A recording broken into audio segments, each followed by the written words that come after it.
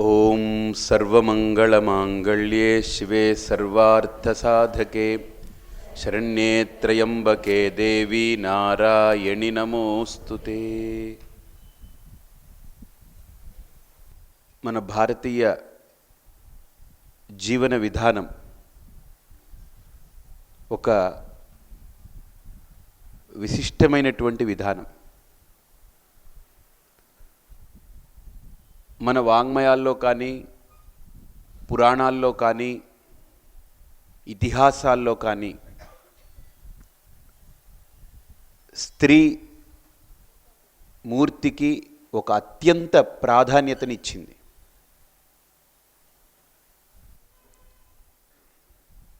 ఎందుకు వాళ్ళకి అంత ప్రాధాన్యత ఇవ్వాలి? ఏం పురుషుల కంటే ఏం అంత గొప్పనా?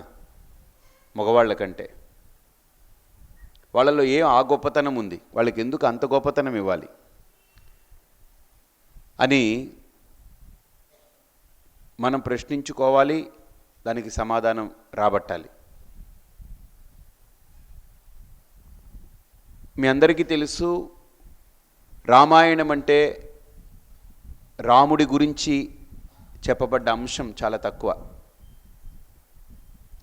రాముడి యొక్క గుణాలు, రాముడి యొక్క స్వభావము, రాముడి యొక్క చరిత, రాముడి యొక్క నడవడిక, రాముడి యొక్క ధర్మము అన్నింటినీ రామాయణంలో చెప్పిన అసలు రామాయణానికి కేంద్రం ఎవరు అనంటే సీతమ్మ.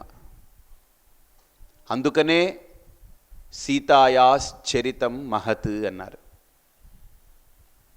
అంటే సీతమ్మనే లేకపోతే రామాయణం ఒక్క అడుగు కూడా ముందు కదలదు. అంటే అసలు రాముడు ఆవిర్భవించడానికంటే ముందే లక్ష్మీదేవి వేదవతిగా ఆవిర్భవించి తపస్సు చేస్తున్నప్పుడు రావణాసురుడికి వేదవతికి మధ్య జరిగినటువంటి సంభాషణమే, వాళ్ళిద్దరి మధ్య జరిగిన సన్నివేశమే రామాయణానికి పునాది, రాముడు ఆవిర్భవించడానికి పునాది. కాబట్టి రాముడు ముందు రాలేదు, లక్ష్మీదేవే ముందు వచ్చింది. అంతేకాదు, అడవికి వెళ్ళేటప్పుడు కూడా సీతమ్మ వారు రాముడిని అడుగుతుంది, నేను వస్తాను అని అంటే నువ్వు రావద్దు, నిన్ను మీ నాన్నగారు క్షేమంగా చూసుకోవాలని నాకు అప్పచెప్పారు, అంతఃపురంలో ఉంటే నువ్వు క్షేమంగా ఉంటావు అని అంటే, నువ్వెక్కడుంటే నాకు క్షేమం అక్కడ, నువ్వు లేని చోటు నాకు క్షేమం కాదు అంటే అప్పుడు రాముడు భయపడతాడు. అడవి అది, మృగాలు ఉంటాయి, క్రూర మృగాలు ఉంటాయి, అసురులు ఉంటారు, దారిదోపిడి వాళ్ళు ఉంటారు, ఇబ్బందులు అవుతాయి అంటే అప్పుడు సీతమ్మ వారు రాముడిని చూసి ఒక మాట అంటుంది, బహుశా మా నాన్నగారు పురుష రూపంలో ఉండే ఒక స్త్రీకి ఇచ్చి పెళ్లి చేశారేమో నన్ను, స్త్రియం పురుష విగ్రహం అంటుంది, పరుషంగా అంటుంది. అంటే వెంటనే రామచంద్రమూర్తి ఒక్కసారి ఉలిక్కిపడి సరే పద అంటాడు. అంతేకాదు, ఇంకో సన్నివేశం రామాయణంలో రామలక్ష్మణులు అడవిలో నడిచి వెళుతున్నప్పుడు సీతమ్మ అంటుంది, నేను ముందు నడుస్తానంటుంది, అగ్రే గమిష్యామి అంటుంది. ఎందుకు అనంటే, నేను నడిస్తే ఏదైనా ముళ్ళుంటే నాకు గుచ్చుకుంటుంది, తప్పుకుంటాయి, నువ్వు తట్టుకోలేవు. ఏ కష్టమైనా నేను భరించగలను, కానీ నువ్వు భరించలేవు. అంటే ఒక స్త్రీ యొక్క స్వభావం ఎలాంటిదో చూడండి. అందుకనే బహుశా మన సంస్కృతిలో కూడా ముందు శ్రీ తర్వాత శ్రీమతి అని పెట్టరు. ఏం పెడతారు? శ్రీమతి అండ్ శ్రీ. అదే ఇంగ్లీష్ వాళ్ళైతే మిస్టర్ అండ్ మిస్సెస్ అని పెడతారు. కానీ మన సంస్కృతిలో ముందు ఎవరిని పెట్టారు? శ్రీమతి, తర్వాత శ్రీ. ఎంత తేడా చూడండి కల్చర్కి. అదే ఇంగ్లీష్లో మీరు రాయవలసి వచ్చినప్పుడు మిస్టర్ అండ్ మిస్సెస్ అని రాస్తారు. కానీ తెలుగులో మన భారతీయ సంస్కృతిలో ముందు మనం రాసేది శ్రీమతి అనే శబ్దం. గమనించండి. కాబట్టి ఎందుకు అంత ప్రాధాన్యత ఇచ్చారు ఒక స్త్రీకి అంటే, ఈ చర్చ మీద చూసుకోవాలంటే చాలా విభిన్నమైన అంశాలు తీసుకురావాలి. మనకు కొన్ని ముఖ్యమైనటువంటి సారభూతమైన అంశాలన్నీ మీ ముందు ఉంచుతాను, మీరు దాన్ని గమనించండి. ఈ లోకంలో ఒక పురుషుడు పుట్టాలన్నా ఒక స్త్రీ పుట్టాలన్నా ఎవరు ప్రధానం? స్త్రీయే ప్రధానం. నన్ను కన్నది మా అమ్మనే, ఒక స్త్రీని కనేది ఒక తల్లే. అంతేనా కాదా? మీరు అనొచ్చు, అదేంటండి నిజమే, ఒక స్త్రీయే మగ పురుషుడు, మగ సంతానమైన స్త్రీ సంతానమైన కారకురాలు స్త్రీయే అని అంటున్నారు, మరి పురుషుడు లేనిదే ఎక్కడి నుంచి పుడతారని. ఎస్, పురుషుడు కావాలి. దేని వరకు అనంటే బీజ దానానికి మాత్రమే పురుషుడు. అర్థమైందండి? క్షేత్రాన్ని పంచి 9 నెలలు తన శరీరంలో ఒక భాగమై, ఒక అంగమై, ఒక అంశమై, ఒక భావమై 9 నెలలు గర్భాన్ని పంచుకొని ఆ స్త్రీ యొక్క ప్రతి అణువుని ఆస్వాదించి ఈ లోకానికి బయటకు వస్తుంది శిశువు. కాబట్టి పురుషుడి యొక్క బాధ్యత ఏంటనంటే, బాగా ఆలోచించండి, పురుషుడు బీజాన్ని ఇవ్వడం అనేది కష్టతరమైన కార్యం కాదు, సుఖతరమైన కార్యం. కానీ స్త్రీ శిశువుని బయటికి ఇచ్చేది సుఖతరమైన కార్యం కాదు, తన ప్రాణాన్ని పణంగా పెట్టి ఇవ్వాలి. అర్థమైందండి? కాబట్టి స్త్రీ శిశువుని బయటికి తీసుకొచ్చేటప్పుడు అది సుఖసాధనం కాదది, అది మహా కష్టం, మహాప్రళయం జరిగినట్టే. అది తన శరీరాన్ని నిలువున చీరుకుంటే కానీ ఒక శిశువు బయటికి రాదు. ఆ స్థాయి ఒక స్త్రీకి ఈ ప్రకృతి ఇచ్చింది. కాబట్టి ఒక స్త్రీ అనేటువంటి అంశం మీద దాన్ని మనం విచారణ చేయవలసి వచ్చినప్పుడు మన శాస్త్రంలో చాలా అద్భుతంగా ఒక శ్లోకం ఉంది. ఏంటనంటే, భోజేషు మాత, శయనేషు రంభ, కార్యేషు దాసి, కరణేషు మంత్రి, రూపేతు లక్ష్మి, క్షమయా దరిద్రి. ఈ 6 అంశాలని ఏ స్త్రీ అయితే పోషిస్తుందో ఆ స్త్రీ కులధర్మ పత్ని అంటుంది. ఆ స్త్రీ ఏమవుతుంది? కులధర్మ పత్ని. ఒక స్త్రీ ఎదిగి తను ప్రాకృతికంగా శారీరకంగా ఎదుగుదల వచ్చిన తర్వాత అతను నీ భర్త అని తండ్రి కన్యాదానం చేసిన తర్వాత ఆ స్త్రీ యొక్క జీవితంలో అంతవరకు తండ్రి, తల్లి, తన ఇంటి వాళ్ళు, తన ఇంటి పేరు, తన గోత్రము, తన ఊరు, ఇవన్నీ కూడా వివాహం రోజు ఇవన్నీ పక్కకు తప్పుకుంటాయి. ఆ రోజు తన ఇంటి పేరు మారిపోతుంది. ఆ రోజు తన వాళ్ళందరూ కూడా ఇక ఏడాదికి ఒకసారో లేకపోతే అవసరమైనప్పుడో కలవడానికే తప్ప ఇక నిత్యబంధం ఉండదు. వాళ్ళతోటి ఉంటుందా? ఉండదు. అందరినీ త్యజించి ఒక స్త్రీ మెట్టింటికి వెళుతుంది. అందుకనే మన భారతీయ సంస్కృతిలో బహుశా సన్యాసం అని అంటే అందరినీ విడిచిపెట్టి వెళ్ళడం కదా. సన్యాసం అంటే అన్నిటినీ విడిచి, స్త్రీకి వివాహమే సన్యాసం. ఎందుకని? తన వాళ్ళందరినీ వదులుకొని ఆ సన్యాసిని పట్టుకుంటుంది అనమాట.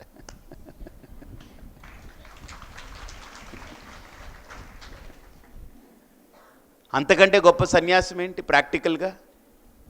తన ఇంటి పేరు ఉండదు, తన గోత్రం ఉండదు, తన తల్లి తన తండ్రి అనేటువంటి వాళ్ళు ఎవరు లేరు. తనది అనేటువంటి దాని అన్నిటినీ కోల్పోయి తను ఒక కొత్త ప్రపంచంలోకి, కొత్త ఉనికిని పొందినట్లుగా ఒక రకంగా వెళుతుంది. అక్కడికి వెళితే అక్కడ అత్తగారు, మామగారు, మరిది ఉండొచ్చు, వీళ్ళందరూ ఉండొచ్చు. ఒక పక్క భర్త శరీరాన్ని పంచుకుంటూ మనస్సుని పంచుకుంటే వీళ్ళందరూ మనస్సుని అందరూ భాగం చేసుకుంటారు. అంటే ఒక స్త్రీ మెట్టింటికి వెళుతుంది అని అంటే తను ఎన్ని భాగాలు అవ్వడానికి సిద్ధమైతే ఆ ఇంటికి వెళ్ళాలి. అందరినీ మెప్పించగలగాలి, అందరినీ ఒప్పించగలగాలి, ఎవరిని నొప్పించకుండా నిలబడగలగాలి. అందుకనే అన్నిటినీ త్యజించి, తనది అయినటువంటి వాటిని తను త్యజించి, తనది కానటువంటిది ఇప్పుడు వీడి వల్ల ఇతనిని వివాహం చేసుకోవడం వల్ల కొత్త బంధం ఏర్పడింది. వాళ్ళందరితో ఒక బంధాన్ని ఏర్పరచుకుని ఆ బంధాన్ని శాశ్వతంగా ఒక చక్కటి యుక్తియుక్తంగా అందరినీ మెప్పిస్తూ అందరికీ తను సపర్యలు చేస్తూ అందరి దగ్గర మన్ననలు పొంది ఆ వంశాన్ని ఆ కుటుంబాన్ని నిలపగలిగే ఏకైక శక్తి స్త్రీ, ఇంకెవరూ కాదు. అటువంటి స్వరూపం అది. కాబట్టి ఒక స్త్రీ పట్ల ఎన్ని బాధ్యతలు ఉన్నాయో, ఎన్ని రకాల కర్తవ్యాలు ఒక స్త్రీని అంటిపెట్టుకునుందో మన సంస్కృతిని చూస్తే మనకు చాలా అద్భుతంగా వ్యాఖ్యానం చేస్తుంది. అందుకనే ఒక స్త్రీని రక్షించుకోగలిగితే ఒక జాతి రక్షింపబడుతుంది, ఒక సంస్కృతి రక్షింపబడు. అందుకనే మాతా ప్రథమో గురువు అంటుంది మహాభారతం కూడా. ఈ లోకంలో మొట్టమొదటి గురువు ఎవరు అనంటే తల్లి. ఎందుకు అనంటే ఆ శిశువుకి ప్రపంచాన్ని పరిచయం చేస్తుంది, తండ్రిని పరిచయం చేస్తుంది, పరమాత్ముడిని పరిచయం చేస్తుంది. ఆ తర్వాత సంస్కారాన్ని నేర్పుతుంది. అక్షరాలు నేర్పించి ఇంకొకటి నేర్పించేటువంటిది తండ్రి. కాబట్టి తండ్రి అనేటువంటి పాత్ర శిశువుకి రెండవ అర్థం, ద్వితీయార్థం. ప్రథమార్థం ఎవరు? తల్లి. కాబట్టి తల్లి ఒడిని పంచుకుంటుంది. ముందు తల్లి పాలుని తాగుతుంది, తల్లి దగ్గర ఎదుగుతుంది. ఆ టైంలో తండ్రి ఏం చేయలేడు, ఇంకా తండ్రికి అప్పుడేమీ లేదు. కాబట్టి మొట్టమొదట ఈ ప్రపంచంలో పేగుని త్రెంచుకొని బయటికి పడ్డ శిశువుకి ఈ లోకంలో దేవుడు ఎవరు అని అంటే ఆ శిశువుకి ఎవరు దేవుడు? రక్షణ ఇచ్చేది ఎవరు? తల్లి. కాబట్టి మొట్టమొదటి దైవం ఆ శిశువుకి దేవుడు కాదు, తల్లే. అందుకనే మాతృదేవో భవ. నువ్వు పేగు తెంచుకుని ఈ భూమి మీద పడ్డప్పుడు నీకు దప్పికైతే తన పాలనిచ్చి, ఆకలైతే తన పాలనిచ్చి నిన్ను కాపాడుకుంది. నీకు ఏదైనా కుడితే తను తట్టుకోకుండా దాన్ని తొలగించే ప్రయత్నం చేస్తుంది. శిశువుకి ఏం తెలుస్తుందండి? ఏడుపు ఒక్కటే తెలుసు, కానీ ఎందుకు ఏడుస్తుందో గుర్తించగలిగేది ఎవరు? తల్లి మాత్రం. ఇంకెవ్వరికీ తెలియదు అక్కడ. కాబట్టి అటువంటి మాతృ స్వరూపాన్ని మన భారతీయ వాంగ్మయాలు కానీ భారతీయ శాస్త్రాలు కానీ చాలా ఉన్నతంగా శ్లాఘించాయి, చాలా ఉన్నతంగా శ్లాఘించాయి. అందుకనే మన భారతదేశంలో ఋషులు ఎంతమంది ఉన్నారో మనకు చూడండి. మగవాళ్ళల్లో ఎవరిని కూడా పవిత్రుడు అనేటువంటి వాళ్ళ పేర్లు ఎక్కడ మనం చెప్పరు, కానీ పతివ్రత అనేటువంటి పేర్లు అందరూ చెప్తారు. అవునా? ద్రౌపది అని, మండోదరి అని, అహల్య అని, సీత అని కదా, సావిత్రి అని, వీళ్ళందరూ కూడా పతివ్రతలు. పవిత్రులు అనేటువంటి వాళ్ళ పేర్లు చెప్పండి నాకు ఎవరైనా. లేరు. అంటే భారతీయ సంస్కృతి ఎవరిని ఎక్కువగా శ్లాఘించింది? స్త్రీలనే శ్లాఘించింది. ఒక రామాయణం జరగాలన్నా స్త్రీ, ఒక భారతం జరగాలన్నా స్త్రీ, ఒక భాగవతమైన స్త్రీ, ఏ దానికైనా సరే స్త్రీయే ప్రధానం. ఉపనిషత్తులు కూడా అమ్మవారినే ప్రార్థిస్తున్నాయి, అమ్మవారినే శ్లాఘిస్తున్నాయి. కేనోపనిషత్తులో మీరు వింటారు, ఉమా అనేటువంటి ఉపాసన నేర్పుతారు. ఆవిడే వచ్చి, అమ్మవారు వచ్చి ఇంద్రాది దేవతలందరికీ కూడా ఉమా అనేటువంటి రూపంతో వచ్చి ఉపాసన నేర్పుతుంది, బ్రహ్మ విద్యను నేర్పుతుంది ఆవిడ. ఉమా అంటే ఊ మా ఆ కదా, అక్షరాలు విడగొడితే ఊ ప్లస్ ఆ కదా. ఇప్పుడు ఈ అకారాన్ని యువతల పక్కకు తీసుకొచ్చేసారనుకోండి, ఆ ఊ ఓం. కాబట్టి ఓంకారమే ఉమా. ఓంకారాన్ని ఇలా తిప్పిస్తే అమ్మవారు, అమ్మవారిని ఇలా తిప్పిస్తే ఓంకారం. అంటే రూపాయికి రెండు వైపులా ఉన్నట్టు, ఒకవైపు బొమ్మ, ఇంకొక వైపు బొరుసు. అలాగనే ఈ ప్రకృతిని సరిగ్గా మనం పరిశీలన చేస్తే పరమాత్మకు ప్రణవం అనేటువంటిది నామమైతే, ఆ ప్రణవాన్ని ఇలా తిప్పితే, ఓంకారాన్ని ఇలా తిప్పితే ఉమా, ఉమని ఇలా తిప్పితే ఓం. కాబట్టి ఆ ఉమా అనేటువంటి ఆ దివ్య శక్తి దేవాది దేవతలందరికీ కూడా బ్రహ్మ విద్యను బోధిస్తుంది. అంతేకాదు, మీరు మన భారతీయ సంస్కృతిలో మీరు చూస్తే బ్రహ్మగారు ఉన్నారు, సృష్టికర్త అని అంటాం. కానీ సరస్వతి లేకుండా బ్రహ్మని సృష్టి చేయమనండి, ఏమీ చేయలేడు. ఎందుకు బ్రహ్మగారికి సరస్వతిని ఇచ్చారు? అక్కడ బ్రహ్మ ఏది సృష్టి చేయాలన్నా సృష్టికి పూర్వరంగం ఏంటి? జ్ఞానం. అవునా? ఇప్పుడు ఈ వాచ్ తయారు చేయాలనుకోండి, ముందు ఏమిటి ఉండాలి? వాచ్ తయారు చేయాలనుకున్న వాడికి జ్ఞానం ఉండాలి. కాబట్టి బ్రహ్మ సృష్టికర్త అయితే అవ్వచ్చు కాక, సృష్టికర్తకు పూర్వరంగంగా ఏ జ్ఞానం కావాలో ఆ జ్ఞానాన్ని అందించేది సరస్వతి. మహావిష్ణు స్థితికర్త అయితే అవ్వచ్చు కాక, కానీ ఆయనకి స్థితికారకత్వం ఏంటి? ఐశ్వర్యము, లక్ష్మి. శంకరుడు ప్రళయకారకుడు అయితే అవ్వచ్చు కాక, కానీ ఆ ప్రళయానికి శక్తి కావాలి. ఇప్పుడు దేనైనా కట్టడానికి జ్ఞానం కావాలి, పడగొట్టడానికి ఏం కావాలి? శక్తి కావాలి. ఇప్పుడు ఒక మంచి పిల్లర్ కట్టాలనుకోండి, దానికి శక్తి అక్కర్లేదు, పేర్చుకుంటూ చక్కగా అందంగా నీట్గా ఏదేది ఏ పాళ్ళల్లో ఏది కలిపి అలా కట్టాలో కట్టాలి. కానీ పడగొట్టడానికి ఏం కావాలి? గుద్దడం, దాన్ని తొడవడం, దాన్ని పొడవడం, వీటికి ఏం కావాలి? శక్తి కావాలి. కాబట్టి శంకరుడికి శక్తి ఎవరు? పార్వతి. పార్వతి మైనస్ శివుడు ప్రళయం చేయలేడు, లక్ష్మి మైనస్ విష్ణువు స్థితి చేయలేడు, సరస్వతి మైనస్ బ్రహ్మ సృష్టి చేయలేడు. కాబట్టి బ్రహ్మ ఉంటే ఉండొచ్చు కాక, సరస్వతి లేకపోతే సృష్టి జరగదు. కాబట్టి సృష్టి, స్థితి, లయం. అందుకనే సృష్టికర్త్రి బ్రహ్మరూప, గోప్త్రి గోవిందరూపిణి, సంహారిణి రుద్రరూప, తిరోదానకరీశ్వరి. అర్థమైందా? కాబట్టి ఒక మాతృ శబ్దానికి అంత గొప్ప ఔన్నత్యాన్ని మన శాస్త్రకారులందరూ ప్రకటించారు ఒక స్త్రీకి. అయితే ఒక స్త్రీ యొక్క బాధ్యత ఎలాంటిది అని అంటే బాగా గుర్తుపెట్టుకోండి. తను ఒకరికి కోడలవుతుంది, అదే స్త్రీ ఇంకొకరికి అత్తగారు అవుతుంది. ఏ ఇంటికి కోడలైందో అదే ఇంట్లో అత్తగారు అవుతుంది. మగవాడు ఏ ఇంట్లో అల్లుడయ్యాడో ఆ ఇంట్లో మామగారు అవడు. ఏమిటి గొప్పతనం చూడండి. వీడి ఇంటికి అల్లుడు అవ్వచ్చు, కానీ ఆ ఇంట్లో వాడి మామగారు అవ్వడానికి కుదరదు, పెత్తనం ఒప్పుకోరు. బయటికి పో, మా అమ్మాయిని తీసుకుని బయటికి వెళ్ళి మీ ఇంట్లో నువ్వు అవ్వు మామగారు.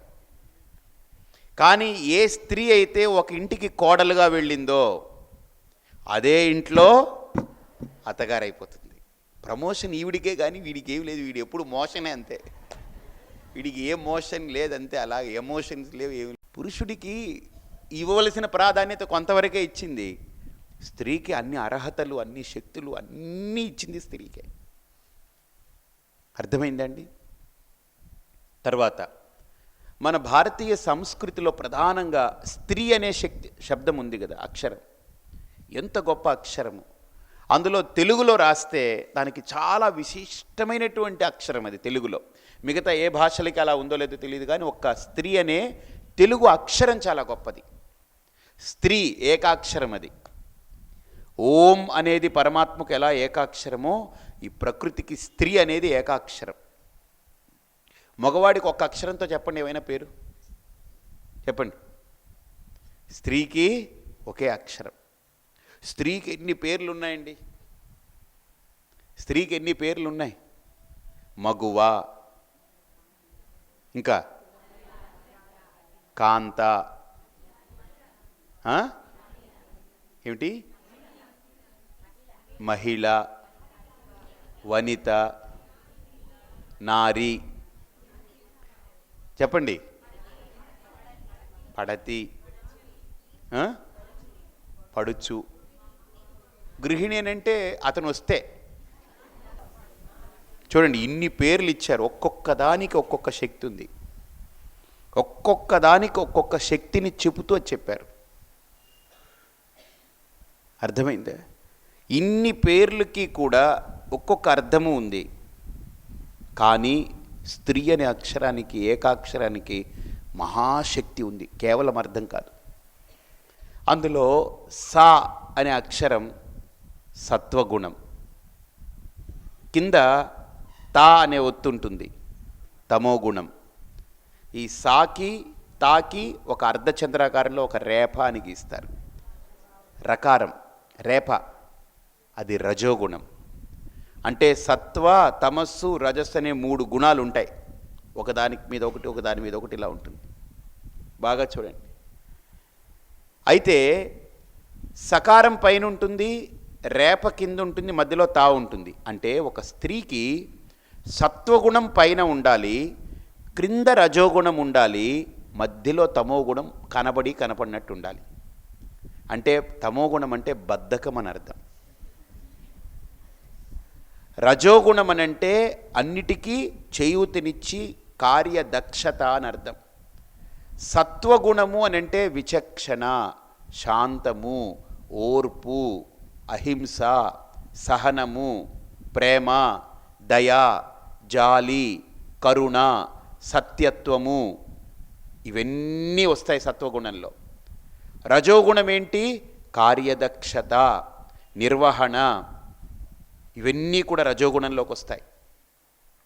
తమోగుణం అంటే ఏంటి? జస్ట్ బద్ధకం. కాబట్టి ఈ తమో గుణాన్ని ఎక్కడ పెట్టారు? స్త్రీ అనే అక్షరంలో నొక్కారు దాన్ని. కింద రజోగుణము, పైన సత్వగుణం పెట్టి మధ్యలో తమోగుణం. ఇప్పుడు సపోజ్ తమోగుణమే ప్రధానమైతే ఆ స్త్రీ ఎలా ఉంటుంది? ఉదయం 8 గంటలైనా మెల్లగా లేద్దాంలేండి. పాలవాడు వచ్చాడు అనుకోండి, వెళ్ళండి ఒకసారి చూడండి, పాలు వచ్చుకోండి, లేసి వెళ్తాయి అనమాట. సో ఒకవేళ ఈవిడికి తమో గుణమే ఎక్కువైపోయింది అనుకోండి, సపోజ్ ఇంట్లో ఒక స్త్రీకి, సహజంగా నాకు తెలిసి లేరు, అలా ఉండరు. ఒకవేళ అటువంటి స్త్రీ ఉంటే ఊహించుకుందాం, ఉండరు, ఊహించుకుంటే ఎలా ఉంటుంది ఒకసారి విజువల్స్ వేసుకుని చూడండి ఒకసారి మీరు. ఉదయం లేవబుద్ధి అవ్వదు, ఆ ఇల్లు ఎలా ఉంటుంది? అదే ఒక స్త్రీ కోడి పొద్దునే తెల్లవారుజామునే కోడి కూస్తుందంటారు కదా, అప్పుడే లేచి చిమ్మి స్నానం చేసి దేవతార్చన చేసుకుని ఇంటిళ్ళపాదికి కావాల్సింది తయారు చేసి వీళ్ళందరూ లేచేలోపే వాళ్ళందరికీ ఆ రోజుకి కావాల్సిందంతా కూడా వీళ్ళు లేచేలోపే సిద్ధం చేసేయగలిగినటువంటి స్త్రీ నిజమైనటువంటి సత్వగుణ ప్రధానురాలు ఆవిడ. అంటే భగవంతుడు మనం ఉదయాన్నే కళ్ళు తెరిచేటప్పటికి ఎలా అయితే ప్రకృతిని అంతా సిద్ధం చేసి పెట్టాడో, స్త్రీ ప్రకృతి కదండి. ఈ ప్రకృతి ఏం చేస్తుంది? ఇంట్లో భర్త కానీ పిల్లలు కానీ అత్తగారు కానీ మామగారు కానీ వాళ్ళు లేచేటప్పటికే ఈవిడ లేచి అన్నిటినీ వీళ్ళ గురించి సిద్ధం చేసి రెడీగా పెడుతుంది. అది ఈవిడ యొక్క కర్తవ్యం. ఆ కర్తవ్యం ఈవిడలో ఉండాలంటే తమోగుణం ప్రధానంగా ఉంటే కుదరదు. ఏమిటి ఉండాలి? సత్వరజోగుణాలే ఉండాలి. రెండోది, ఇంట్లో ఒక మగవాడు లేచాడనుకోండి, గడుబుడుగా ఏదో ఒకటి ఉంటుంది. కానీ ఒక స్త్రీ లేస్తే ఉదయాన్నే మీరు చూడండి, ఎక్కడైనా చడి చప్పుడు ఉండదు, అలికిడి లేకుండా అన్ని పనులు జరిగిపోతుంటాయి, చప్పుడు అవ్వకుండా పనులన్నీ జరిగిపోతాయి. నేను బోల్డ్ మంది ఇళ్లలో ఉండేవాడిని కదా, మగాడు లేస్తే ఈ స్విచ్ లేసి అదేసి ఉస్సని ఆసుని ఇటు గందరగోళం పడిపోయి హైరాణ పడిపోయి అన్నిటికీ అబ్బా అనుకొని అలా చేస్తాడు. కానీ ఇంట్లో కనుక ఇల్లాలు లేస్తే, అక్కడ ఏ మాతృమూర్తి కనుక ఉదయాన్నే లేస్తే అసలు ఆవిడ ఏవి చడి చప్పుడు ఉండదు, స్నానం చేసేస్తుంది, పూజ చేసేస్తుంది, గంట కూడా చప్పుడు అవ్వకుండా వాయించేస్తుంది. వీడిని వాయించినా కూడా చప్పుడు బయటికి వినదు, కంకు దెబ్బలు పాపం వాడికి, అలా వాయించగలరు అనమాట. దేవుడి గదిలో గంట వాయించేటప్పుడు కూడా చప్పుడు అవ్వదు, అలా జస్ట్ వినపడినట్టుగా. అంటే ఈ చప్పుడుతో ఎవరికి డిస్టర్బ్ అవ్వకూడదు. ఇంటిళ్ళ పాది శుద్ధమైపోతుంది, వంటలు కూడా ఇంచుమించు అయిపోతాయి, ఎవరికీ తెలియదు ఎలా జరుగుతుంది ఆవిడ. అది స్త్రీ యొక్క రహస్య శక్తి. అంత రహస్యంగా అంత గూఢంగా అన్ని పనులు నెరవేర్చేస్తుంది ఆవిడ. అందుకనే స్త్రీ అనే అక్షరాన్ని మనం సరిగ్గా విచారణ చేస్తే మన వాళ్ళు పెట్టడం చాలా అద్భుతమైనటువంటి అక్షరం అది. సకారం సత్వగుణం పైన ఉంటుంది, రజోగుణం కింద ఉంటుంది, ఈ రెండిటికి మధ్యలో తమోగుణం. అంటే ఒక మోతాదులో ఉండాలి. ఎప్పుడు ఉండాలి? అందరి ఇంట్లో అందరికీ పనులన్నీ పూర్తి చేసి అందరూ బయటికి వెళ్ళారనుకోండి, అప్పుడు కూడా ఒక అరగంటో గంటో గడియో అలా విశ్రమించాలి. రెండోది, ఒక స్త్రీ యొక్క నిద్ర కూడా ఎలా ఉంటుందనంటే, పడుకున్న ఎలాగుంటుంది? శ్వాన నిద్ర. ఒక కుక్క నిద్రపోతుంది అనుకోండి, గురకలు పెట్టి నిద్రపోదు కుక్క, గురక పెట్టి ఒళ్ళు కళ్ళు తెలియకుండా పడుకోదు కుక్క, అది చిన్న అలికిడికి అలా లేచి కూర్చుంటుంది. అలాగనే స్త్రీ యొక్క నిద్ర కూడా అలానే ఉండాలంటుంది, చాలా అప్రమత్తంగా ఉండాలి. ఎందుకని? ఆ ఇంటిని కాపాడుకోవాల్సిన బాధ్యత స్త్రీది, పురుషుడిది కానే కాదు. నేను చెప్తాను దానికి ఎందుకనేది మన శబ్దాల్లోనే మనకు చెప్పారు. ఆ శబ్దాలు ఏంటనంటే గృహస్థు, గృహిణి అని పేర్లు కదా. ఆడావిడికి ఏం పేరు? గృహిణి. పురుషుడికి ఏం పేరు? గృహస్థు. గృహస్థు అంటే అర్థం ఏంటంటే గృహే తిష్టతీతి గృహస్థ అంటే గృహంలో ఉండేవాడు, ఎప్పుడు ఉండనిస్తే.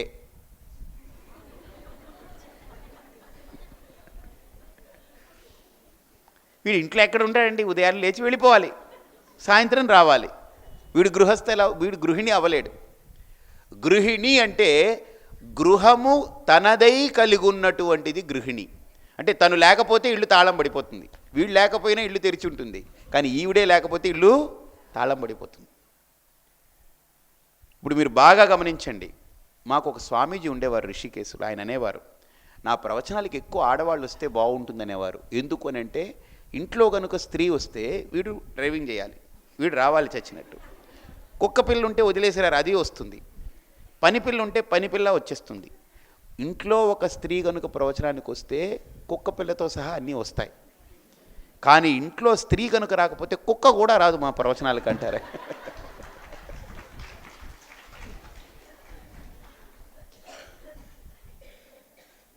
అర్థమైందండి? కాబట్టి ఒక స్త్రీ అంటూ కదిలితే ఇళ్ళంతా కదులుతుంది అక్కడ. రెండోది, ఇప్పుడు సపోజ్ మీరు బాగా ఆలోచించండి, గృహిణి అంటే శబ్దం ఏంటనంటే గృహం అస్యా అస్తి ఇతి గృహిణి అంటే గృహాన్ని తనదై కలిగున్నటువంటిది. అందుకనే ఇంట్లో ఏ ఇటుకైనా ఈవిడ మాటకి ఎదురు చెప్పదు. ఇంట్లో ఏ మూల ఏ ఇటుకైనా ఈవిని స్మరిస్తుంది. ఒక చాకలావుడు వచ్చిన, అయ్యగారు అమ్మగారు లేరండి? పాలవాడు వచ్చాడు, ఏమండి అమ్మగారు లేరా అండి? కేబుల్ వాడు వచ్చాడు, అమ్మగారు లేరా అండి? పూలవాడు వస్తే అమ్మగారు లేరా అండి? నేను ఎందుకయ్యా? మీరు అలా ఉంటారండి, అంతేనండి. అందుకేనండి మీరు ఇంటికి ఎవరొచ్చినా అమ్మగారు లేరా అండి? అది కారణం గృహిణి.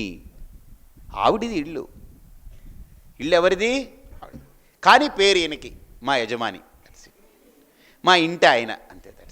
అంతే, మా ఇంటి ఆయన. బాగా ఆలోచించండి. ఇతనికి పేరే తప్ప మొత్తం చేసే చక్రం తిప్పేదంతా ఎవరు? స్త్రీ. మొత్తం ప్రతి మూల, ప్రతి అణువు, ప్రతి క్షణం, ప్రతిదీ ఈవిడ యొక్క పర్యవేక్షణ నడుస్తూ ఉంటుంది. అందుకనే ఆ బ్రహ్మకీట జనని వర్ణాశ్రమ విధాయిని నిజాజ్ఞారూప నిగమ పుణ్యా పుణ్యఫలప్రదా.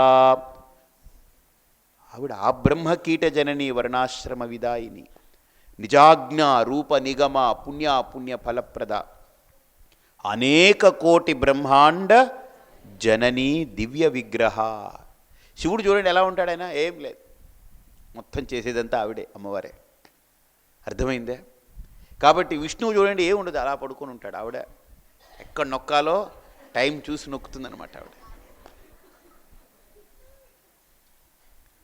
కాబట్టి అంటే నా అభిప్రాయం సుమి, నా అనుభవం, నా అభిప్రాయం, శాస్త్రం చెప్పేటువంటి చాలా అంశాలు, స్త్రీ కంటే గొప్ప దైవం లేదు. మహాప్రకృతి స్త్రీ. ఎందుకని? ఇంత పిండాన్ని ఆ గర్భమే కదండి దాచుకుంది. ఇంత పెద్ద వ్యక్తిని దాచుకున్నది ఏది? ఆ గర్భం. ఎంత గొప్ప ప్రకృతి పరమాత్మ ఇచ్చాడండి. అందులో ఊరి, అందులో పెరిగి, కాళ్ళు, చేతులు, ముక్కు, కళ్ళు అన్నీ పొంది బయటకు వచ్చిన తర్వాత ఆ శిశువుకి అన్నం ఎక్కడ పెట్టాడు పరమాత్మ? ఈ శరీరంలో ఊరే రక్తమే క్షీరంగా మారి ఆహారాన్ని పెట్టాడు. అంటే ఏ శరీరాన్నైతే తను ఆ శరీరంలో దూరి తన శరీరంలో నుంచి అవయవాల అంశాలన్నింటినీ లాక్కుని ఒక శరీరంగా తయారైందో, ఆ శరీరం మళ్ళీ బయటకు వచ్చిన తర్వాత దానికి ఆహారం ఏంటి? ఈ శరీరంలో ఊరే రక్తాన్నే క్షీరంగా తాగి ఎదుగుతుంది. ఇంతకంటే తల్లి చేయగలిగింది ఏమిటి చెప్పండి? ఇంతకంటే ఏం చేయాలి చెప్పండి? ఒక శిశువుకి తన సర్వస్వాన్ని సమస్తాన్ని అప్పచెప్పేసింది, తన కొడుక్కో తన కూతురుకో. అటువంటి మాతృ వ్యవస్థ ఈ భూమి మీద ఒక స్త్రీకే ఇచ్చాడు పరమాత్మ, ఇంకెవ్వరికీ ఇవ్వలేదు. అందుకని ఆ స్త్రీని మాతృదేవో భవ, స్త్రీని మాతృదేవో భవ అని మనం పిలుస్తాం. నాకు భగవంతుడు ఎవడో తెలియదు, భూమి మీద పడ్డాను, అది ఎక్కడున్నానో తెలియదు, మలమూత్ర మాంసము రక్తము అన్నీ లోపల చుట్టబెట్టున్నాయి, ఆ ఉమ్మినీటిలో తేలుతూ ఉన్నాను. బయటపడ్డాను. అసలు నాకు ఈ ప్రపంచం తెలియదు, వీళ్ళు ఎవరో ఏమిటో తెలియదు, అందరూ చూస్తున్నారు, వస్తున్నారు, పోతున్నారు. భయం ఒక పక్క, ఎవడేం చేస్తాడో తెలియదు.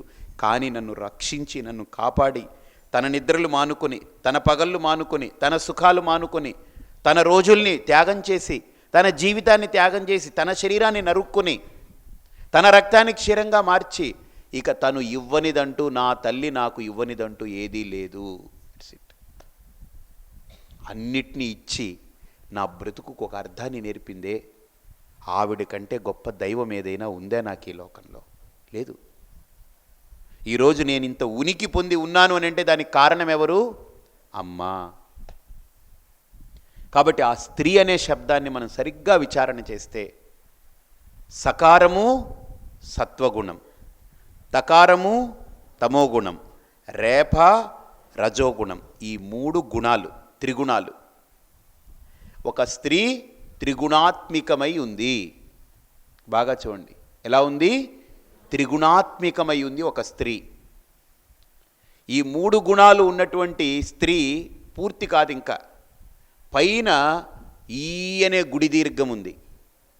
అది దీంట్లో ఏమైనా కలిసి ఉందే? కలిసి లేదు. అది ఎలా ఉంది? ఈ 3 ఒక స్థాయిలో ఉంది. పైన వీటికి సంబంధం లేకుండా పైన గుడి దీర్ఘం ఉంది. దానికి పేరు గుడి దీర్ఘం అని ఎందుకు పేరు పెట్టారు చెప్పండి? గుడి అని ఎందుకు పేరు పెట్టారు? గుడి అని అంటే ఆలయం అని అర్థం. ఆలయంలో ఈ అంటే ఈశ్వరుడు అని అర్థం. ఈశ్వరుడు ఎక్కడుంటాడు? ఆలయంలో. కాబట్టి ఆ గుడి దీర్ఘము, ఈ అనేది గుడి దీర్ఘం. ఈ అంటే ఏమిటి? ఈశ్వరుడు. ఏ వ్యక్తి అయితే ఒక స్త్రీని ఆశ్రయించి సత్వరజస్తమో గుణాలతో కూడుకున్నటువంటి ఆ ప్రకృతిని ఆరాధించి, దాన్ని ఆదరించి, దాన్ని గౌరవిస్తాడో ఆ వ్యక్తి దాటి దాటి దాటి దాటి 3 గుణాలని దాటి ఈ అనే పరమాత్ముని చేరడానికి స్త్రీయే ప్రధానమైనటువంటి మార్గం. ఆ స్త్రీ లేకపోతే ఆ పరమాత్మ తత్వాన్ని చేరడానికి వేరే మార్గం లేదు. ఆ స్త్రీ తల్లి కావచ్చు, ఆ స్త్రీ చెల్లి కావచ్చు, ఆ స్త్రీ భార్య కావచ్చు, ఈ 3లో ఎవరైనా కావచ్చు, ఈ 3 రూపాల్లో ఏ రూపమైనా కావచ్చు. ఒక వ్యక్తిని మహోన్నతుణ్ణిగా సంస్కరించడానికి ఎవరైనా కావచ్చు. వేమనని సంస్కరించింది ఎవరు తెలుసా అండి? ఎవరు? ఎవరు? విశ్వదా. ఎవరావిడ? కాదు, వదిన. తెలుసు కదా కథ మీ అందరికీ. వేమనకి స్త్రీలోలుడు. అయితే ఆ స్త్రీ ఏదైతే స్త్రీ ఉందో, ఆ వేశ్య స్త్రీ వేమనని అడుగుతుంది, ఇది కావాలి, అది తీసుకురా, ఇది తీసుకురా అంటే ఆ వ్యామోహంలో అన్నీ పట్టుకుపోతుంటాడు. ఇక అన్నీ అయిపోతాయి. పాపం వాళ్ళ వదినికి భర్త పోయి ఉంటాడు. అన్న కొడుకులా పెంచుతుంది వేమనని.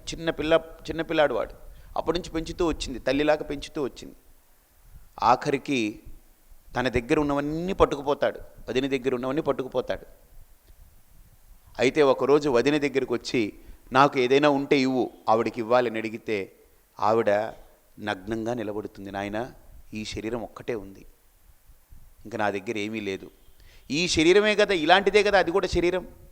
దీన్ని చూస్తే ఎందుకు వ్యామోహం కలగట్లేదు, దాన్ని చూస్తే ఎందుకు కలుగుతుంది అని ఎప్పుడైతే తన వదిన అలా చెప్పిందో, ఇక నిలబడిపోయాడు అక్కడ, జరుడైపోయాడు, సమాధి పొందాడు అక్కడ. ఆ పామరుడి నుండి ఒక మహావిజ్ఞాని బయటికి వచ్చాడు. దానికి కారణం ఎవరు? విశ్వద. ఈరోజు మనం వేమనని స్మరిస్తున్నామంటే దానికి వేమన కాదు, దానికి కారకుడెవడు? విశ్వద, వదిన. అర్థమైందా? ఈరోజు రాముణ్ణి మనం స్మరిస్తున్నామంటే దానికి కారకురాలు ఎవరు? సీత. గుర్తుపెట్టుకోండి. కాబట్టి ప్రతి దానికి ఆ స్త్రీ అనేటువంటిది మహాశక్తి. ఆ శక్తి లేకపోతే ప్రకృతికి మనుగడ లేదు. ఇప్పుడు చాలామంది ఏం చేస్తుంటారంటే, ఎక్కడైనా గర్భంలో కనుక ఆడ శిశువు ఊరుతుందనంటే, ఇది ఆడపిల్ల అని తెలిస్తే ఇంట్లో చాలామంది ద్వేషిస్తారు. అవునా? ఆవిడని పట్టుకు తిడతారు. ఒకటి ఆలోచించండి, ఒక ఆడపిల్ల పుట్టాలన్నా ఒక మగపిల్లాడు పుట్టాలన్నా అది స్త్రీది కాదు, పురుషుడిదే బాధ్యత. ఎందుకు తెలుసా అండి? పురుషుడి నుండి ఎక్స్ అనే క్రోమోజోమ్ కనుక విడుదలైతే ఈ స్త్రీ నుండి విడుదలయ్యే క్రోమోజోమ్తో కలిసి కణం కలిసి ఆడపిల్ల పుడుతుంది. అదే పురుషుడి నుండి వై అనే కణం కనుక బయటకు వస్తే స్త్రీలో కలిస్తే అది పురుషుడిగా పుడతాడు. కాబట్టి వీడు వదిలేటప్పుడే ఎక్స్ వదలకూడదు, నేను వైనే వదలాలని ఎందుకు ఆలోచించుకోవాలి? వీడిని ఆలోచించుకోమనండి. ఇడియాటిక్ థింగ్ వీడి దగ్గర ఉంది, ప్రాబ్లం వీడిది, ఆవిడిది కాదు. రెండవది, ఇక స్త్రీ సంతతే ఉండకూడదు అనుకుంటూ పోతే అందరూ కనుక స్త్రీ సంతతే ఉండకూడదు అనుకుంటే భార్య ఎందుకు కావాలి మరి? అంటే వీడికి భార్య కావాలి కానీ ఆడపిల్ల మటుకు వద్దు. ఎంత దౌర్భాగ్యపు ఆలోచన అది! వీడికి భార్య కావాలి కానీ వీడికి ఆడపిల్ల మటుకు వద్దు. ఏం చేసింది? కాబట్టి మన సంస్కృతిలో ఇటువంటి అపరాధాలు, కొన్ని అపోహలు చోటు చేసుకుంటున్నాయనంటే దానికి సరైనటువంటి అవగాహన లేకపోవడం వల్ల. కాబట్టి మాతృ వ్యవస్థ అనేటువంటిది ఒక పటిష్టమైనటువంటి వ్యవస్థ, ఈ మాతృ వ్యవస్థ. అందుకనే ఒక వ్యక్తి సాధకుడు కావాలన్నా స్త్రీయే కారణం, ఒక వ్యక్తి బాధకుడు కావాలన్నా స్త్రీయే కారణం. ఒక స్త్రీలో కనుక అమితమైనటువంటి కోరికలు ఆశలు చెలరేగాయనుకోండి, పురుషుడు ఏం చేయలేడు, అధర్మంలోకి వెళ్ళవలసిందే. మీకు రామాయణంలో కథ తెలుసు. వాల్మీకి బోయవాడుగా ఉన్నాడని, అతను భార్యా పిల్లల్ని ఇంట్లో పోషించడానికి కష్టమై దారి దోపిడీ చేసేవాడని విన్నారా ఈ కథ?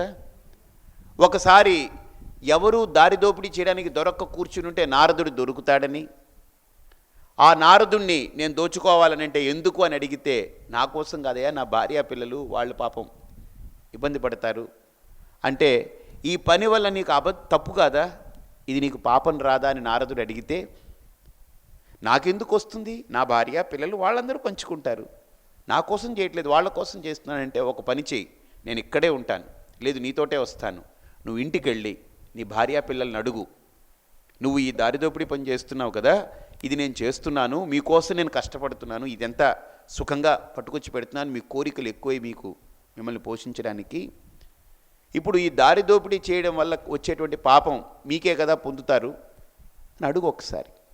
అది నేను అడగక్కర్లేదు, అది వాళ్ళకే వెళుతుంది, వాళ్ళ కోసమే కదా చేస్తున్నాను, నేను వెళ్ళి ముందు అడుగు అన్నాడు. ఇతను వెళ్ళి అడిగాడు, ఏమమ్మాయి, నేనేమో నీకేమో బోల్డ్ కోరికలు ఉంటున్నాయి, అది నేను మామూలుగా కష్టపడితే ఈ జన్మలో తీర్చేది కాదది, నీ అడ్డ మార్గంలో వెళితే కానీ తీరదు, కాబట్టి నీకు కోరికలు చెలరేగిపోతూ ఉన్నాయి, నీకు ఎంతున్నా సంతృప్తిగా ఉండట్లేదు, నేను దారి దోపిడీ చేస్తున్నాను, పట్టుకొచ్చి పోస్తున్నాను, నువ్వు తింటున్నావు, పిల్లలకి పెడుతున్నావు, కాబట్టి ఈ పాపం మీరు పంచుకుంటారా లేదా అంటే ఆవిడ నింది, ఏమిటి, ఏం మాట్లాడతావు, పట్టుకొచ్చి పెట్టవలసిన బాధ్యత నీది, అది పాపమో పుణ్యమో నీ కర్మ, నాకు సంబంధం లేదు, తినడం వరకే మా సంబంధం. ఎప్పుడైతే ఈ మాట మాట్లాడిందో అక్కడ బోయవాడు ఏమైపోయాడు, రత్నాకరుడు వాల్మీకిగా మారాడు, వాల్మీకిగా పరిణితి పొందాడు. వెంటనే నారదుడి దగ్గరికి వెళ్ళాడు. కోన్వస్మిన్ సాంప్రదం లోకే గుణవాన్ కశ్చ వీర్యవాన్ ధర్మజ్ఞశ్చ కృతజ్ఞశ్చ అని అడగడం మొదలుపెట్టాడు. అయ్యా, ఈ లోకంలో ధర్మం అంటే ఏంటి, ధర్మానికి ప్రతిరూపమైనటువంటి ఎవరైనా ఉన్నారా ఏమిటని నారదుడిని ప్రశ్నించడం మొదలుపెట్టి ఒక తపస్విగా మారి వాల్మీకిగా మన చరిత్రలో నిలబడిపోయాడు. కాబట్టి రామాయణంలో ఆది కావ్యంగా కీర్తింపబడే రామాయణానికి వాల్మీకి మహర్షి ఒక కథ, అదొక కథాంశం తీసుకోండి. వాల్మీకిగా మారడానికి కారణం ఎవరయ్యారు? ఆవిడ యొక్క మాట వాల్మీకి అయిపోయాడు. కానీ అదే స్త్రీ, పాపం మాదేనండి, అయ్యో మీకెందుకు పాపం, మీరు మా కోరిక తీర్చడానికి వెళుతున్నారు అనుంటే వాల్మీకి అయి ఉండేవాడు కాదు. ఇంకా అక్కడే చూసావా మా భార్య ఏమనింది, పాపం ఆవిడ మోసుకుంటానంటుంది, నేను దోపిడీ చేస్తాను, ఇంకా నిలువు దోపిడీ చేస్తానంటాడు వాడు. కాబట్టి ఒక కుటుంబ వ్యవస్థలో స్త్రీ యొక్క బాధ్యత ఎలాంటిదేనంటే, ఒక మాతృమూర్తి యొక్క బాధ్యత ఎలాంటిదేనంటే, అటు తన సంతానాన్ని చక్కబెట్టాలి, భర్తని చక్కబెట్టాలి, అత్తగారు మామగారు వాళ్ళని చక్కబెట్టాలి, అయిన వాళ్ళని చక్కబెట్టాలి, తన వాళ్ళు వస్తే తనని చక్కబెట్టుకోవాలి, అందరినీ చక్కదిద్దడమే తన యొక్క లక్ష్యం, తన యొక్క కర్తవ్యం. ఈ చక్కదిద్దడంలో ఒక స్త్రీ ఏమైపోతుందనంటే తన్ను తాను చెక్కుకుంటూ చివరికి ఒక మహాదైవం అయిపోతుంది ఆవిడ. ఆ ఓర్పు, ఆ సహనం, సాధన ఆవిడికి అంతకంటే గొప్ప సాధన వేరే లేదు. ఇంతమందిని సంతృప్తి పరచడం అంటే ఒక స్త్రీ దైవం కాకపోతే ఇంకేమవుతుంది ఆవిడ? అంతేనా కాదా? ఒక దైవమే కావాలి. కాబట్టి ఆ స్త్రీని రక్షించడం కోసం మన శాస్త్రాల్లో ఒక శ్లోకం చెప్పారు. బాల్యే పితా రక్షతి, యవ్వనే భర్తా రక్షతి, వార్ధక్యే పుత్రో రక్షతి. చాలా అద్భుతమైనటువంటి స్టేట్మెంట్ చెప్పారు. ఈ స్త్రీ మూర్తిని రక్షించుకోవలసిన బాధ్యత మన సంస్కృతిలో ముగ్గురు మీద ఉంది. ఒక దశలో తండ్రి రక్షించాలి. తండ్రి యొక్క రక్షణ పూర్తయి తండ్రి తన యొక్క అల్లుడు గారి చేతికి అప్పచెప్తూ ఇమాం కన్యాం కనక సంపన్నాం సర్వాభరణైర్యుతాం దాస్యామి విష్ణవే తుభ్యం బ్రహ్మలోక జిగీషయ. గుర్తుపెట్టుకోండి, ఎవరికైనా ఈ లోకంలో ఒక గృహస్థుకి కన్యాదానం చేస్తేనే బ్రహ్మలోక ప్రాప్తి ఉంటుంది. కాబట్టి స్త్రీ ఆడపిల్ల పుడితే ద్వేషించకండి. ఒక ఆడపిల్ల పుట్టిందని అంటే నీకు బ్రహ్మలోకానికి దారి తీయించిందని అర్థం. నీకు మోక్షాన్ని ఇవ్వడానికి స్త్రీయే అక్కడ ప్రధానమైనటువంటి కారకురాలు అవుతుంది. మగపిల్లాడు పుడితే ఉత్తర కర్మలకి, పితృలోకంలో పితృదేవతలకి, పిండ ప్రధానాలకి, తర్పణాలకి, వాటికి మాత్రమే, కర్మలకు మాత్రమే పుత్రుడు. మోక్షాన్ని ఇవ్వగలిగింది ఒక స్త్రీ. ఒక ఆడపిల్ల పుడితే వాడికి కన్యాదానం చేస్తే ఆ కన్యాదాన సమయంలో అంటారు ఇమాం కన్యాం కనక సంపన్నాం సర్వాభరణైర్యుతాం కనకాభరణైర్యుతాం దాస్యామి విష్ణవే తుభ్యం బ్రహ్మలోక జిగీషయ. చూడండి, ఆడపిల్ల ఏం చేస్తుందనంటే తన తండ్రి ఎంత పెద్దవాడైనా తన భర్త కాళ్ళ దగ్గర తల ఉంచేలా చేస్తుంది. అంటే తన తండ్రి యొక్క తలకాయే భర్త కాళ్ళు పట్టుకునేలా చేసి కాళ్ళు కడిగించగలిగిందనంటే తను కూడా ఎలా ఉండాలి? ఆ స్థితిలో ఆ బాధ్యతను గుర్తించగలగాలి. అందుకనే వివాహిత అయినటువంటి స్త్రీ ఎప్పుడైతే ఇల్లు దాటి గృహప్రవేశం చేస్తుందో, అత్తగారి గృహప్రవేశం, ఇంటికి ఆ మెట్టింటికి గృహప్రవేశం చేస్తుందో, ఆ గడప దాటేటప్పుడు ప్రతిజ్ఞ చేయాలట. ఏమిటి ప్రతిజ్ఞ అంటే, ఈ గడపని మళ్ళీ నేను సశరీరంగా దాటేది ప్రాణం పోయిన తర్వాతనే. ఈ శరీరం నుండి ప్రాణం వేరైన తర్వాతనే ఈ గడపని ఈ శరీరం దాటుతుంది అని ప్రతిజ్ఞ చేసి గడప దాటి లోపలికి వెళ్ళారట. అంటే ఒక ఆవిడైంది, అయితే స్వామి ఒకవేళ నేను దాటి లోపలికి వెళ్ళిన తర్వాత నాకు తేడాలు వస్తే అన్ని ప్రాణాలు తీసేయడమే, అంతే కదా, నేను బాగుంటాను. వీళ్ళందరూ మన మాట వినట్లేదు, మన పడి తినేస్తున్నారు అనుకో, మనం ఏం చేయాలి? అందరినీ లేపేయడమే, అంతే. కాదు, అలా కాదు. అందుకని ఆ స్త్రీకి అన్ని ఆస్పెక్ట్ ఇచ్చారు.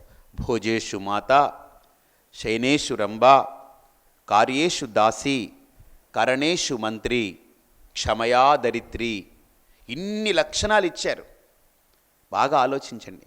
ఈ లోకంలో నేను ఒక అతనితో ప్రశ్నించాను, ఏమయ్యా భార్యాభర్తలు విడాకులు తీసుకుంటారు కానీ తల్లి కొడుకులు విడాకులు తీసుకున్న సంబంధం ఎక్కడైనా ఉందా? కోర్టులో కేసు వేశారనుకోండి, ఇంక ఈవిడ ఈ రోజు నుంచి నాకు తల్లి కాదు అని కోర్టులో కేసు వేస్తే, కోర్టు కనుక తీర్పు ఇవ్వాలనుకోండి, ఇక రేపటి నుంచి ఈవిడికి వీడికి సంబంధం లేదు, ఈవిడ తల్లి కాదు అని ఏ కోర్టు అయినా తీర్పు ఇవ్వడానికి సాహసిస్తుందా? కన్న కొడుకుని, కట్టుకున్న భార్యని, కట్టుకున్న భర్త పట్ల కోర్టు ఒక చట్టం తీసుకొచ్చి వీరిద్దరికీ కుదరకపోతే పక్కన పెట్టచ్చు.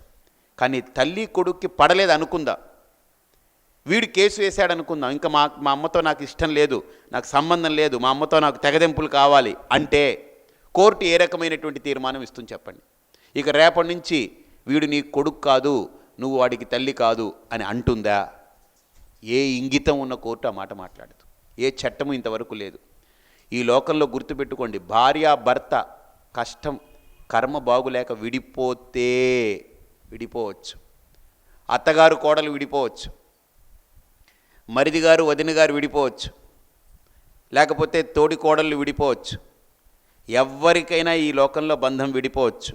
కానీ తల్లికి శిశువుకు ఉండే బంధం ఈ లోకంలో భగవంతుడు కూడా విడదీయడానికి కుదరదు. గుర్తుపెట్టుకోండి, భగవంతుడు కూడా విడదీయడానికి సాహసించడు. ఓన్లీ శరీరం పోయినప్పుడే మా అమ్మ పోయిందనుకోవాలి, లేకపోతే నా కొడుకు పోయాడు అనుకోవాలి, అంతే, దట్స్ ఇట్. కాబట్టి అటువంటి వ్యవస్థ మాతృ వ్యవస్థ. అంటే నా సంతతి కోసం నేను దేనికైనా సిద్ధం అనుకున్నప్పుడు ఆ సంతతినిచ్చింది ఎవరు? భర్త. భర్తను వదలకూడదు. ఆ భర్తనిచ్చింది ఎవరు? వాళ్ళ తల్లిదండ్రి. కాబట్టి వాళ్ళని పట్టుకోవాలి. నీ సంతతికి నువ్వు ఎలాగైతే దూరం కాకూడదు అనుకుంటున్నావో ఆ సంతతిని ఇచ్చిన వాళ్ళు కూడా ఉన్నారుగా. నువ్వు ఒక్కదానివే సంతతిని తయారు చేసుకో, అందరూ కుంతి ఏం కాదుగా. సో కాబట్టి సంతతి మనం ఒక్కళ్ళమే ఏం తయారు చేసుకోలేదుగా. తయారు చేసుకున్నామా? లేదు. దానికి కారకుడు ఎవరు? భర్త. సో ఏదైనా ప్రాబ్లం ఉంటే నెగోషియేట్ చేసుకోవాలి, మాట్లాడుకోవాలి. నిజంగా స్త్రీ కనుక కొద్దిగా ఓర్మితో హ్యాండిల్ చేయగలిగితే వీడు ఎంత అండి, మగవాడిది ఏం పెద్ద ఏం లేదండి, నథింగ్. నిజంగా చెప్తున్నాను, అంటే ఒక పురుషుడిగానే చెప్తున్నాను. నేను స్త్రీ అయి ఉంటే చెప్పలేనేమో, కానీ ఒక పురుషుడిగా చెప్తున్నాను. ఒక స్త్రీ కనుక ఒక పురుషుడిని అంటే భర్తని హ్యాండిల్ చేయాలి అనుకుంటే సామ దాన భేద దండం ఎన్ని కాదు, ఇంకా బోల్డ్ ఉన్నాయి. సామ దాన భేద దండం 4 మాకు తెలిసింది. స్త్రీకి 10-12 రకాలు తెలుసు. ఎక్కడ కొడితే కిమ్ కమ్ అనకుండా కూర్చోవాలో అక్కడ అన్నీ ఎక్కడ చేయాలో చేయొచ్చు. అన్ని స్థితిగతులు ఉంటుంది స్త్రీ దగ్గర. ఎస్, భోజనం పెట్టేది ఆవిడ, మంచి మాట చెప్పేది ఆవిడ, సేవ చేసేది ఆవిడ, ఏదైనా ఆరోగ్యం బాగోలేకపోతే ఒడిలో పడుకోబెట్టుకుని ఒక తల్లిలా లాలించేది ఆవిడ. దూరం వెళితే నా భర్త క్షేమంగా తిరిగి రావాలని కనిపించే దేవతలందరికీ మొక్కేది ఆవిడ. కాబట్టి తన యొక్క క్షేమాన్ని కోరేటువంటి, మానసికంగా తను నిజంగా ప్రేమతో ఆత్మీయంగా క్షేమాన్ని కోరే స్త్రీ అయితే భర్తని ఏం చెయ్యక్కలేదండి, అలా కట్టి పాడేస్తుందంతే. చూపులతో, జస్ట్ ఒక్క చూపుతో ఆ భర్త అక్కడ.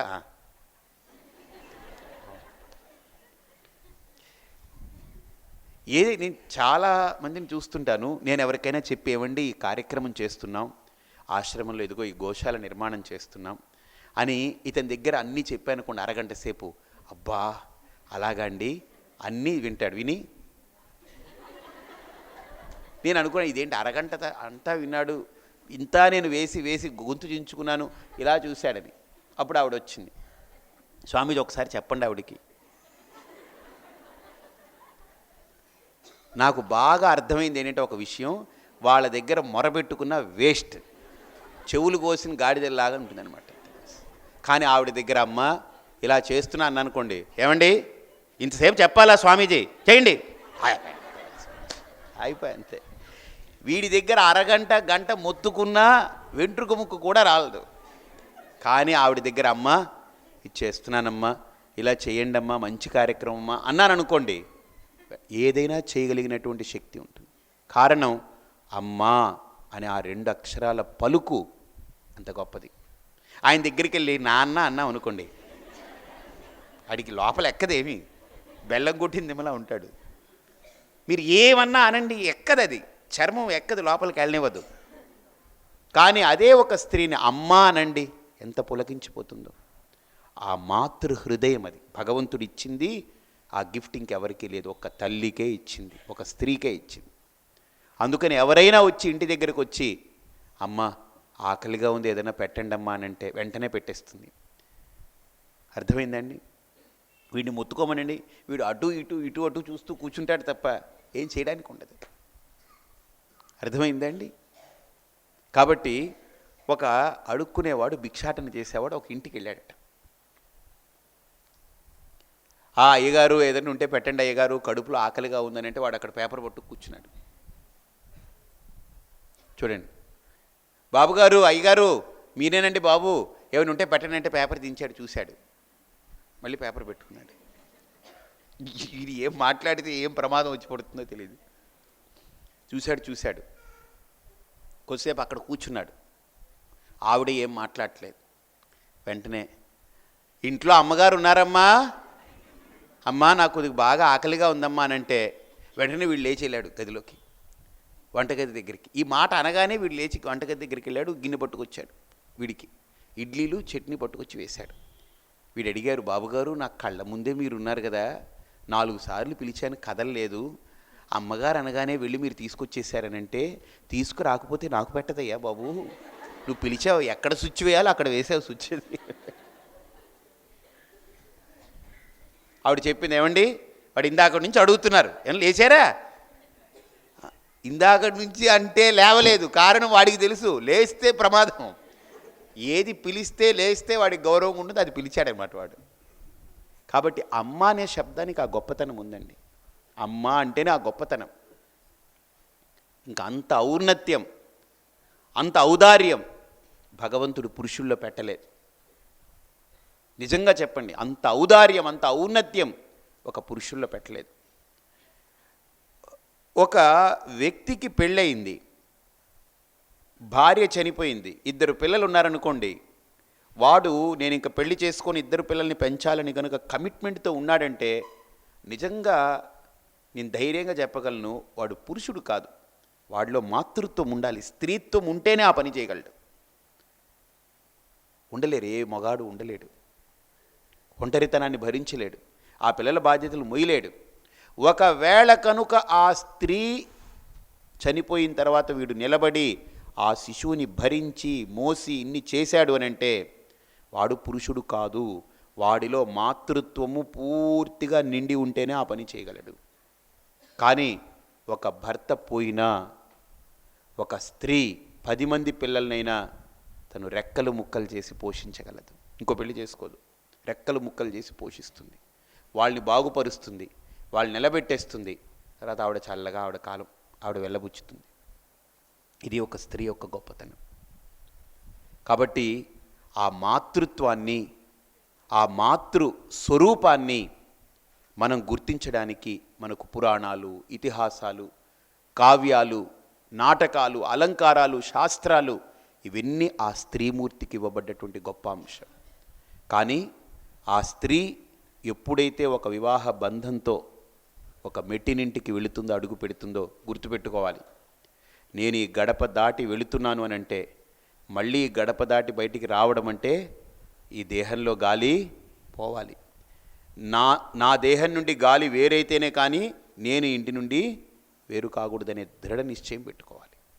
నిజంగా ఒక స్త్రీ అండి ఆ నిర్ణయంతో కనుక అడుగు పెడితే అత్తగారు ఏం చేయలేదు, భర్త ఏం చేయలేడు, ఎవ్వరూ ఏం చేయలేరు. ఆ సంకల్పం లోపించడం వల్లనే చిన్నదవగానే అయ్యబాబాయ్ అంటున్నాం, చిన్నదవగానే పారిపోయి వస్తున్నాం, చిన్నదవగానే మనం తట్టుకోలేకపోతున్నాం. రామాయణంలో సీతమ్మ రావణాసురుడు తీసుకెళ్ళి అశోకవనంలో పెడితే అందరూ రాక్షసులు, మొత్తం అంతా రాక్షస స్త్రీలు నోటికొచ్చిన మాటలు మాట్లాడుతుంటారు, నోటికొచ్చింది చెప్తూ ఉంటారు, ఆవిడని హింసిస్తూ ఉంటారు. కానీ త్రిజట అని ఒకటి ఉంది, విన్నారా? ఒక్కటి భీష్ముడా, త్రిజట ఒక రాక్షసి, దానికి కళ వస్తుంది, సీతమ్మకు చెప్తుంది. కానీ త్రిజట చెప్పకపోయినా గుర్తుపెట్టుకోండి, సీతమ్మ ఎక్కడ చలించదు. అర్థమైందా? హనుమంతుడు వచ్చి అమ్మా తీసుకెళ్ళిపోతానమ్మా నిన్ను రామ్మా అని అంటే రాదు, నేను వస్తే నా భర్తకు అవమానం. ఎందుకనంటే రావణాసురుడు ఎలాగైతే నా భర్త కళ్ళు కప్పి మాయ చేసి తీసుకొచ్చాడో, నా భర్త కూడా రేపు చరిత్రలో ఎలా నిలబడిపోతాడంటే బెబ్బే బలహీనుడు హనుమంతుడనే ఒక కోతిని పంపించి తెప్పించుకున్నాడు, వానరాన్ని పంపించి తెప్పించుకున్నాడు, మాయ చేసి తెప్పించుకున్నాడని అంటారు. నా భర్త ఎవరు? రామో విగ్రహవాన్ ధర్మ సాధు సత్య పరాక్రమ. నిజంగా సీతమ్మ ఆ రోజు కనుక హనుమంతుడు అడిగినప్పుడు వెళ్ళిపోయి ఉంటే రామాయణం ఉండేదా? రాముడు గొప్పవాడు అయి ఉండేవాడా? కాదు, సీతమ్మ వల్ల రాముడు గొప్పవాడయ్యాడు. సీతమ్మ ప్రూవ్ చేసింది రాముడి యొక్క గొప్పతనాన్ని. అయితే మనందరం ఈరోజు రామాయణంలో ఒక ఘట్టం చూసి, ఇంత గొప్పదైన సీతమ్మ తల్లి లంక నుంచి వచ్చిన తర్వాత అగ్నిప్రవేశం చేసుకుంది, తన యొక్క పాతివ్రత్యాన్ని చూపించుకుంది, అంత అయ్యి వచ్చిన తర్వాత సీతమ్మ బాగా ఆలోచించండి, మళ్ళీ రాజ్యానికి వచ్చిన తర్వాత నిండు చూలాలుగా గర్భవతిగా ఉన్నప్పుడు రాముడు నిర్దాక్షిణ్యంగా ఎవడో ఒకడు నింద వేస్తే సీతమ్మ వారిని అడవిలో వదిలేశాడు. ఇంత చేసి తన గురించి తన కోసం కరిగిపోయినటువంటి సీతమ్మని నిర్దాక్షిణ్యంగా అడవిలోకి వదిలేశాడు. బాగా ఆలోచించండి. ఇవి మనం మాట్లాడుకుంటున్నాం, కానీ సీతమ్మకు కూడా ఎక్కడా కలగలేదండి. వాల్మీకి రామాయణంలో కూడా సీత అనుమానించలేదు రాముణ్ణి. ఎందుకు రాముడు నన్ను వదిలేశాడు అని కించిత్తు కూడా రాలేదు సీతమ్మకి. రాముడే ఏడ్చుకున్నాడు, రాముడే దిగమింగాడు, రాముడే కష్టాల్ని భరించాడు. సీతావియోగం, సీత రాముడిని వదిలి లంకలో ఆవిడ ధైర్యంగా కూర్చుంది, నా భర్త ఒకరోజు వస్తాడని. కానీ రాముడే సీతమ్మను వదిలి ఏడ్చుకుంటూ వెళ్ళాడు. సీతమ్మ ఎక్కడ ఏడవలేదు. రామాయణంలో చూడండి, సీతమ్మ ఎక్కడ ఏడవలేదు. రావణాసురుడు తీసుకెళ్తుంటే అనుకుంది, అయిపోయిందిరా, నీకు టైం దగ్గర పడింది, ఓకే ఇది పూర్తి అవ్వాలి, త్వరగా తీసుకుపోమనే అనింది ఆవిడ. నువ్వు త్వరగా తీసుకెళ్తేనే కానీ నేను త్వరగా అక్కడికి వెళ్ళడానికి కుదరదు. ఆవిడ ధైర్యంగా నిలబడింది. కానీ సీతమ్మ కళ్ళమని నీళ్లు రాల్చినట్టు ఎక్కడా తెలియలేదు. 10 తలకాయల రావణాసురుడు వచ్చి నేరుగా నిలబడితే తృణమంతరతః కృత్య అన్నారు. ఒక గడ్డి పరక అక్కడ ఎదురుగుండా పెట్టి, ఇదిగో నువ్వు దీంతో సమానం, పో అవతలికి పోనింది.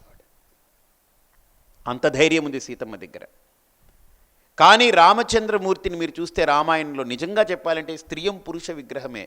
సీత పోయిన తర్వాత చెట్టు పుట్ట గుట్ట మట్టి దేన్ని పడితే దాన్ని పట్టుకుని ఏడిచాడు ఆయన, నా సీత ఎక్కడా, నా సీత ఎక్కడా, నా సీత ఎక్కడా అని. కానీ సీతమ్మ ఎక్కడ కళ్ళమని నీళ్లు పెట్టలేదు. తెలుసు నా భర్త వస్తాడు, వీడిని కొడతాడు, నేను వెళతానని. కాబట్టి ఈరోజు రామాయణంలో రాముడికి ఆ మహోన్నతమైన స్థానం కలిగించింది ఒక్క సీతమ్మ తల్లి, అంతే. దట్స్ ఇట్, నిర్వివాద అంశం అది.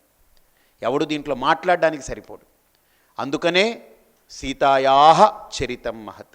మనందరినీ బాగా తొలిచే ప్రశ్న ఏంటంటే, ఇంత గొప్పదైన సీతమ్మని గర్భవతిగా ఉన్నప్పుడు, నిండు చూలాలుగా ఉన్నప్పుడు అడవిలో వదిలించేశాడే రాముడు ఒంటరిగా.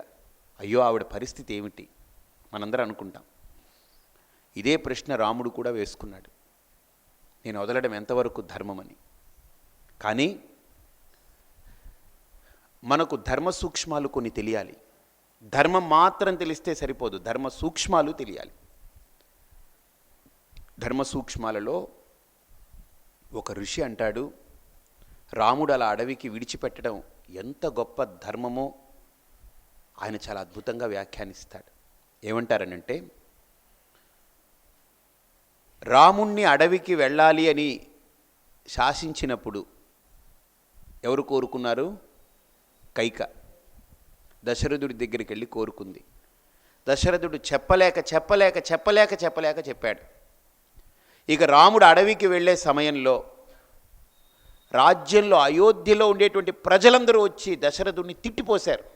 నువ్వు అసలు మనిషివేనా, నువ్వు తండ్రివా, లేక పుట్టాడు సాక్షాత్తు నారాయణుడు, రాముడు లేకపోతే మేం బ్రతకడం ఏంటి? అందరూ ఊరు ఊరు ధర్నా చేసినట్టు చేశారు దశరథుడి మీద కదా. మరి అంతమంది ఊరంతా వచ్చి రాముణ్ణి పంపడానికి లేదు అని అడ్డుపడ్డారు. ఈరోజు నేను సీతని పంపించేటప్పుడు, పంపిన తర్వాతైనా ఊర్లో ఒక్కడైనా వచ్చి రామా నువ్వు ఎందుకు సీతను పంపావని అడిగాడా? అడగలేదు. అంటే ఊరందరి మనస్సుల్లో ఇదే భావం ఉంది. కాబట్టి ప్రజలు ఏం కోరుకుంటున్నారో, ఒక రాజుగా నా ధర్మం నేను నిర్వర్తించాను, కానీ సీతను కోల్పోయిన భర్తగా దుఃఖాన్ని నేనే దిగమింగుకుంటున్నాను అన్నాడు రాముడు. నాకు ప్రజలు పిల్లలు, నాకు ఈ రాజ్యమే దేవాలయం, కాబట్టి ప్రజల యొక్క ఆజ్ఞ నాకు ప్రధానం. అంతేకాని నాకు ప్రజలు అనుకుంటే నాకేంటి, నేను అనుకోను. కాబట్టి మొత్తం అయోధ్యలో ఉండేటువంటి ఒక చాకలివాడి యొక్క మాట కాదది, అందరి హృదయాల్లో మాటని వాడు బయటపెట్టాడు. ఎందుకని? ఆయన అంటాడు, అందరి బట్టలు ఉతకడం తెలుసు కదా వాడికి, అందరూ మురికి ఉతికి ఉతికి ఉతికి ఆ చాకలివాడు అందరి మనస్సుల్లో ఉండే మైలాల్ని బయటపెట్టాడు. అందుకనే చాకలివాడి పాత్ర అక్కడ చాలా గొప్పది. ఏ మంగలో లేకపోతే కుమ్మరో కమ్మరో పెట్టలేదు, ఎవరిని పెట్టారు అక్కడ? ఎందుకు? ఆ రాజ్యంలో ఉండే వాళ్ళందరి బట్టలు ఉతికి ఉతికి వాళ్ళ ఎవరెవరి బట్టలు ఎంతెంత మురికుందో తెలుస్తుంది కదా. ఆ మురికి అంతా తెలిసినవాడు కనుక వాళ్ళ మనస్సులో ఉండే మలాలని గుర్తించి వాడు బయట పెట్టాడు. అందుకనే రాముడికి చాకలివాడి మీద ఎప్పుడు ద్వేషం లేదు. తెలుసు రాముడికి అందరి మురికి వదిలించేవాడికి అందరి మురికిలో ఏ సత్తా ఉందో తెలియదా వాడికి. వాడు బయట పెట్టాడు ఆ మాట. వాడు బయట పెట్టిన మాట రాజ్యమంతా కూడా గుమ్మలంగా ఉంది. కానీ వశిష్ఠుడు వచ్చి, రామా నువ్వు సీతమ్మని పంపొద్దు అన్నాడా? తన తమ్ముళ్ళు అన్నారు. తన తమ్ముళ్ళు తనకు ప్రధానం కాదుగా, రాజ్యం ప్రధానం. కాబట్టి రాజ్యంలో ఏ ఒక్కడు కూడా వచ్చి రామా సీతమ్మని పంపొద్దు అని ఎవరు అనలేదు. ఎవరు అడ్డుపడలేదు. అదే నేను అడవికి వెళ్ళినప్పుడు రాజ్యంలో అందరూ అడ్డుపడ్డారు. మరి అప్పుడు ఎందుకు వెళ్ళావు? మరి రాజ్యంలో ప్రజలందరూ అడ్డుపడితే నువ్వు ఎందుకు వెళ్ళావు నన్ను అడగొచ్చేమో. అప్పుడు నేను ప్రజలకి సమాధానం చెప్పుకునే రాజుని, నేను దశరథుడికి కొడుకుని, కాబట్టి తండ్రి మాటకి అక్కడ విలువివ్వాలి. ఇప్పుడు నేను రాజుని, ప్రజల మాటకు విలువివ్వాలి. అప్పుడు తండ్రి వాక్యాన్ని పరిపాలన చేయాలి, అది పుత్రధర్మం. ఇప్పుడు రాజధర్మం, ప్రజల వాక్యాలని నేను పాటించాలి, ఇది రాజధర్మం. ధర్మాన్ని నిలపడంలో నా భార్యనైనా వదులుకుంటాను, నా దేహానైనా వదులుకుంటాను, దేన్నైనా వదులుకుంటానన్నాడు రాముడు. అది ధర్మస్వరూపం రాముడిది.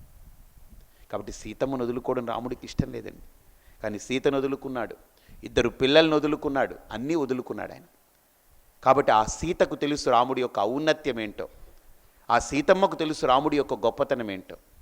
కాబట్టి అటువంటి బహోన్నతమైనటువంటి భారతీయ సంస్కృతిలో ఒక స్త్రీగా పుట్టారు అని అంటే ఆ స్త్రీత్వానికి గొప్ప వైలక్షణ్యత మన శాస్త్రాలు చెప్తున్నాయి.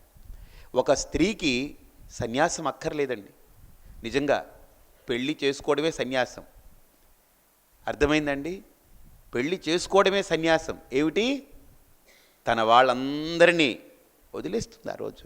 తన ఇంటి పేరు, తన ఇళ్ళు, తన వాళ్ళు, తన ఊరు, తన తనం అన్నీ పోతుంది. ఇక ఇంటిలోకి, మెట్టింట్లోకి అడుగు పెడుతుంది. వివాహం అనేది స్త్రీకి ఒక సన్యాసం లాంటిది. సన్యాసం తీసుకుని ఇంకా అక్కడి నుంచి విన్యాసం మొదలు పెడుతుంది ఆవిడ. ఆ రోజు నుండి ఇంకా విన్యాసం. నిజంగా చూడండి, ఈవిడ భర్త భోంచేసిన తర్వాత ఆకులో తినేది, ఆ పద్ధతి ఉంది. అర్థమైందండి? ఇప్పుడు ఎవడాకు వాడికే, ఎవడి చిరాకు వాడికే. ఆకు కాదు, ఇప్పుడు అందరికీ చిరాకులే.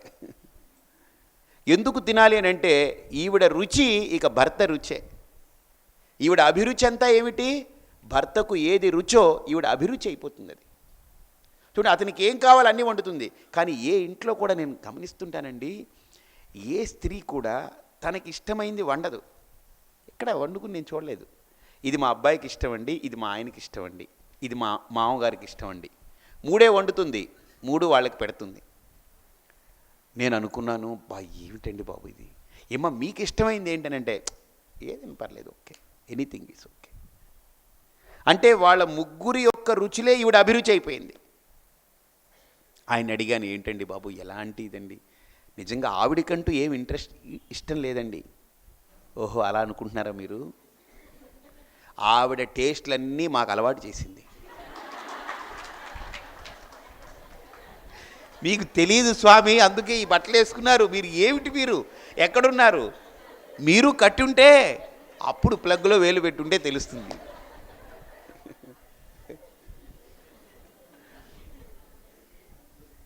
మా ఆవిడికి అడగండి, ఏమి టేస్ట్ లేదంటారా? ఆవిడికి టేస్ట్లెస్ అంటారా?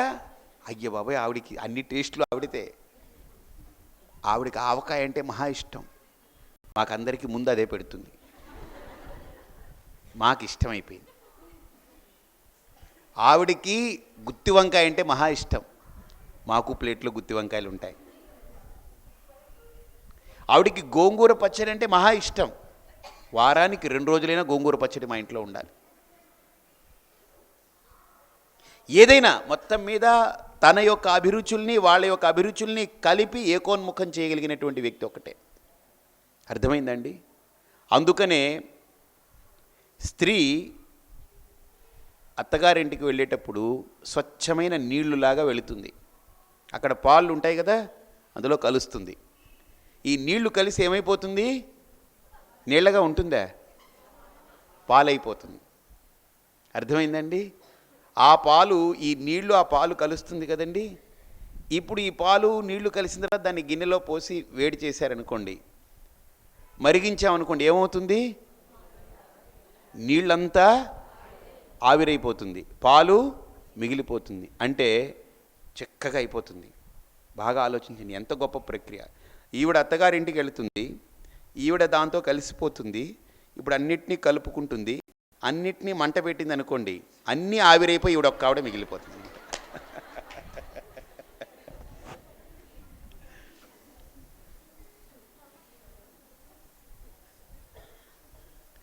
స్వామి, మాకు డౌటు, మీకు ఇవన్నీ ఎలాగా వచ్చాయి అడగండి.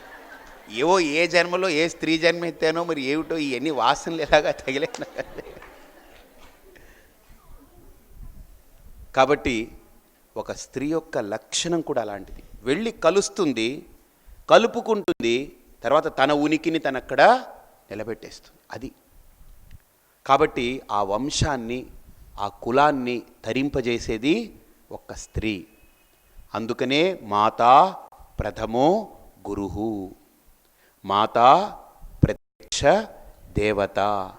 అందుకనే మాతృదేవోభవ అని మన శాస్త్రాలు కూడా కీర్తిస్తున్నాయి.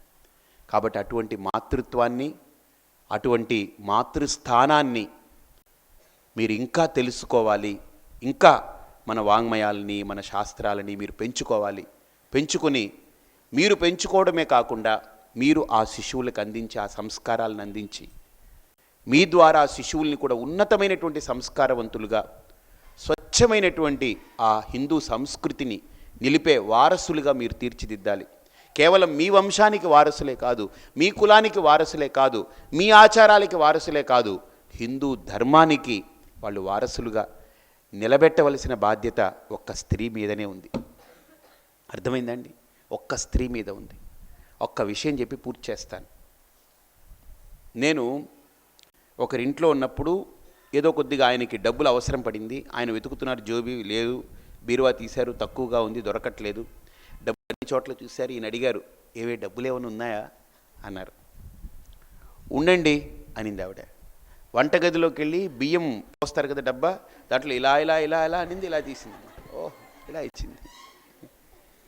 పప్పులు పోస్తారు, దాన్ని ఇలా అనింది, ఇలా తీసింది. నేను, ఏమ్మా మీరేమన్నా సత్యసాయి బాబా చెల్లెలా అని అడిగాను. ఏమిటండి అనింది. ఏం బియ్యంలో ఇలా అంటే డబ్బులు ఎలా వస్తున్నాయి, పప్పులో ఇలా అంటే ఎలా వస్తాయి అంటే, ఆయన అన్నారు, బియ్యంలో ఇలా అంటే రావండి, బియ్యం వేసే ముందే ఇవి ఎన్ని పెట్టి ఆ తర్వాత బియ్యం వేస్తుంది. అంటే భర్తని అవసరార్థమై ఆదుకోగలిగింది స్త్రీ.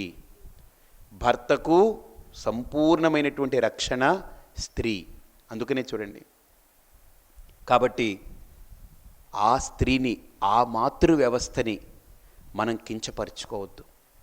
ఈరోజు అటువంటి స్త్రీని, మన పిల్లల్ని, మీ కడుపున పుట్టిన ఆడపిల్లల్ని అర్ధనగ్నంగానో నగ్నంగానో మనం వాళ్ళని రోడ్డు మీద తిరగడానికో, లేకపోతే వాళ్ళ ఒళ్ళు చూపించుకునేదానికో, వాళ్ళ అందాలు ప్రకటించుకునేదానికో మన సంస్కృతిలో మన పిల్లల్ని మనం దిగజార్చొద్దు.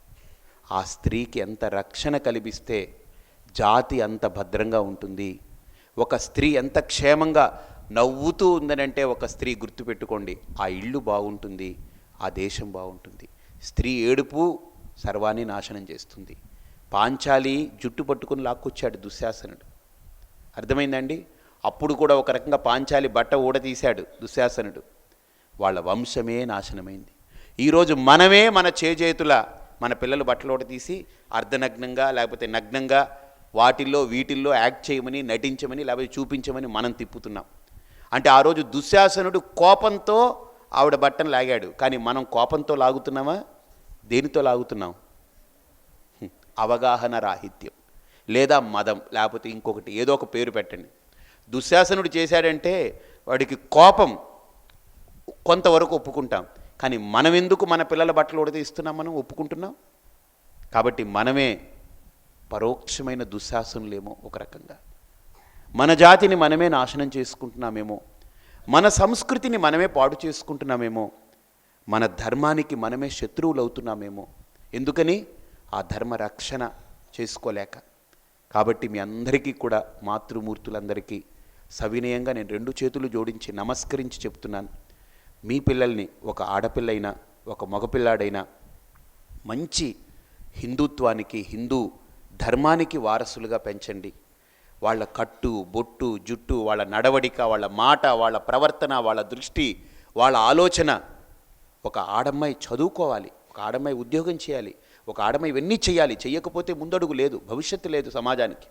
కాబట్టి ఇవన్నీ చేస్తూ స్త్రీ స్త్రీ యొక్క ప్రాముఖ్యతను గుర్తించగలగాలి. పురుషుడు తన యొక్క పురుషత్వాన్ని, పుంస్త్వాన్ని, తన యొక్క భావాలని గుర్తించగలగాలి. అప్పుడే సమాజం సమతుల్యంగా వెళుతుంది.